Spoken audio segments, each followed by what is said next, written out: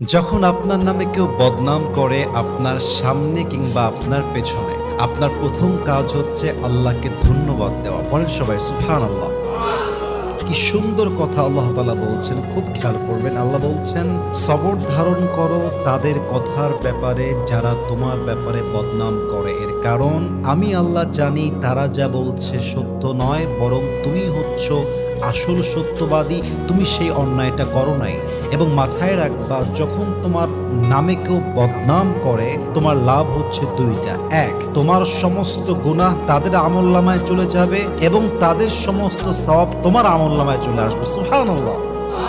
তো যারা বদনাম করবে তাদের জন্য আপনি আফসোস করবেন যে ইস রে, আমার ভাইটা বুঝে না, আল্লাহ আমার ভাইকে তুমি হেদায়াত দান করো। কিন্তু মানুষের বদনামের জন্য, অন্যের চরিত্র নষ্ট হওয়ার জন্য নিজের চরিত্র নষ্ট করা, এটা বোকামি ছাড়া